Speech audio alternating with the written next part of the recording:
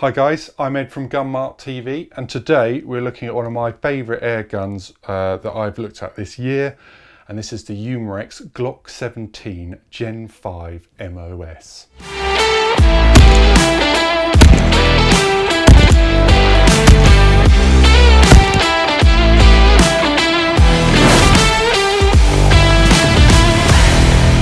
So, for those that don't know, Umarex are based in Germany and they are licensed to manufacture reproductions of some very well-known brands, including Glock. Why is that a good thing? Well, they are dimensionally exactly the same, and that means you have access to all the accessories like holsters and things like that. It also means that you benefit from those manufacturers. You benefit from the fact that they are constantly developing these pistols, you know, and spending millions of pounds getting them spot on. So ergonomically, you really get rewarded for that, and that's definitely the case with this Gen 5 Glock. So you get all the advantages that someone who owns a real one would have when it comes to, you know, how it feels and handles. So, you know, that's what makes these pistols really attractive straight from the off. So let's take a look at some of the features of this pistol, and I'll talk you through a few of them. And now the pistol weighs in at about 840 grams, which is actually a bit heavier than the real thing, which comes in around just over 700, I think. So it's got a really nice, hefty weight to it. It makes it feel pretty genuine, to be honest. Importantly, up top, you've got a metal top slide, which is nice because that adds a real sort of ruggedness and robustness to it as well. All in all, a really good first impression when you pick up the pistol, and I think if someone was blindfolded, they probably have a bit of a tricky time trying to detect the difference between the two. Now, this is the MOS version, which is modular optics system. And again, for those that don't know, there's been a big push out there now for the addition of a red dot sight to pistols. And this is done by incorporating a cutout in the top slide. At the moment, there's a blanking plate on this, and you just unscrew that, remove the blanking plate, and then you can buy adapters that allow you access to red dot sights from the likes of, you know, Trijicon and Leupold and Seymour, people like that. And you can attach that to the top slide. Obviously, for those who've used a red dot before, you'll know that it's parallax free, and there's no infinite eye relief, and that's why they work so well on pistols, allowing for faster target acquisition, basically. Because if you haven't shot a pistol before, it's incredibly important when shooting is to line up the sights very precisely, and that takes time and practice to do that really well, whereas the red dot sight can help you speed up that operation, getting your rounds on target faster. So this pistol comes in 177 caliber and fires pellets. I think most people will probably just put wad cutter pellets through it, you know, and then you've basically got, as I said, a steel top slide which reciprocates, so it's got a blowback mechanism. And this is operated by the CO2 power source, which is contained in the grip, which we'll look at in a moment. Up front here, you've got, on the top slide, you've got serrations at the front and at the rear for grip. Now, you don't actually need to cock this pistol like you would a traditional pistol, but they're there nonetheless, again, because it's a reproduction. Down here, you get a Picatinny accessory rail. And this can most likely be used for a weapons mounted light, basically, up the front there, so you can get something from Streamlight or someone like that. Sight wise, they're fixed, but they are really good quality, again mirroring the actual sights that you find on the Gen 5.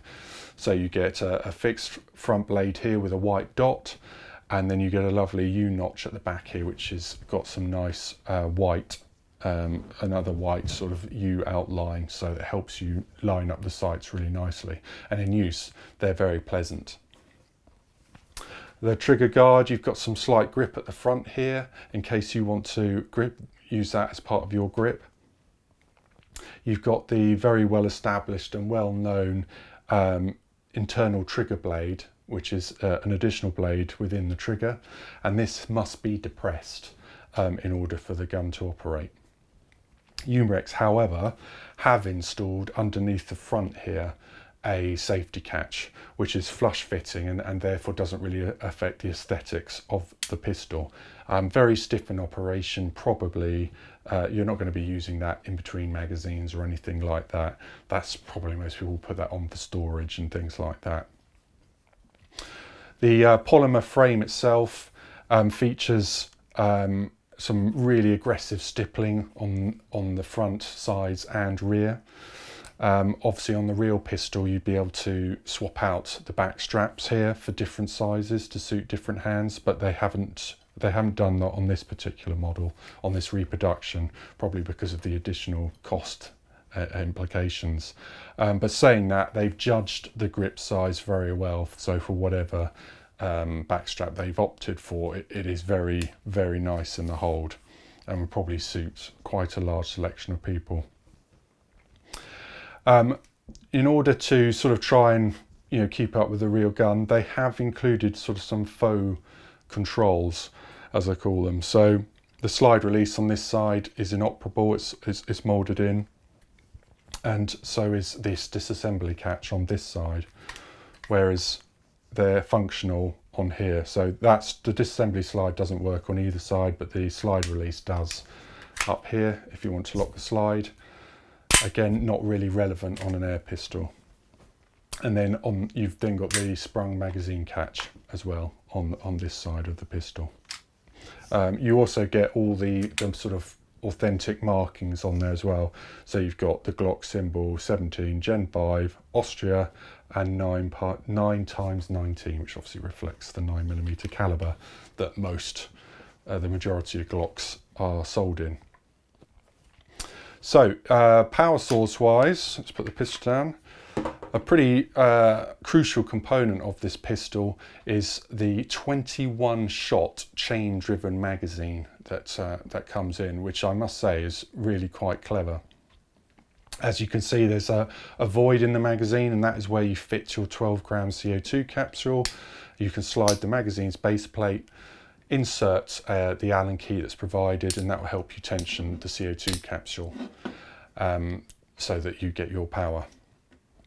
And then filling the magazine is simple as well, though it does take a lot longer to fill than it does to empty, and in use that's proven very reliable. So that's sort of an incredibly important part of the pistol. So those are the features of the Glock 17 Gen 5 MOS.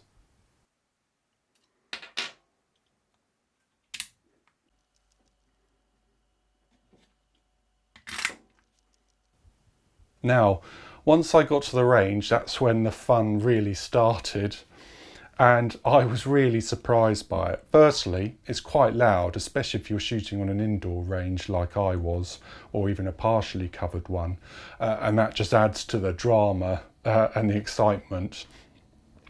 And I was also really surprised, especially for the first magazine when the CO2's at its most powerful, the blowback mechanism really does, it's quite punchy. And I've been lucky enough to fire quite a few real pistols in my time, and I have to say it wasn't too far off. So if you ever want to try and sort of get a genuine feel for what a real pistol would be like, you're not actually too far away if you ever go one of these. Like I said, early on in the charge, but still very good.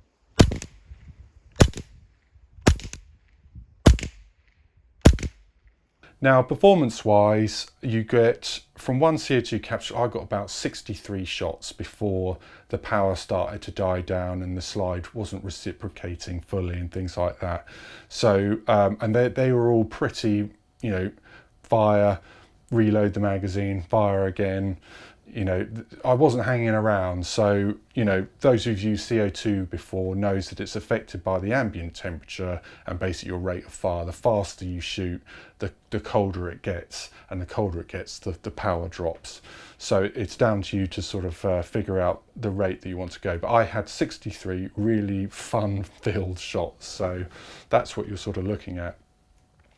Now, accuracy wise, I mean, the whole point of this gun is fun. So tin cans or maybe even metal plates, you know, shooting at, that's where the fun is. But target wise, you know, at 5 yards, I think I've got something like a 1.4 inch group. And then it was over 2 inches at 10 yards, but I had to really work hard for those groups, especially the ones at 10 yards. And this is mainly because of the trigger, because the trigger pull weight is about 8 pounds, because it's essentially driving the chain mechanism within the magazine. And you'll also notice that the weight of that pull, it does change slightly as you start to deplete the pellets within the magazine, because the weight's shifting and the amount of force required to rotate it reduces slightly. So the trigger is sort of a limiting factor when it comes to, you know, printing tight groups. But saying that, you know, I was knocking over tin cans consistently at 10 yards. I positioned, you know, various targets of 5, 10, 15, 20 and 25 yards, I think, with a steel plate, a bit slightly bigger than a sheet of A4 paper at 25 yards, and I was hitting that consistently, rapidly moving in between the targets, and that's where the real fun lies, really. So yeah, it's loud, energetic with its recoil, and you get a decent capacity. I mean, 21 shots is good, and you get slowed down a bit by the fact that you've got to reload 21 pellets into the magazine. So performance wise, I was really impressed, and I don't think I've had this much fun in a long time. So if you get the chance to try one, you really, really should.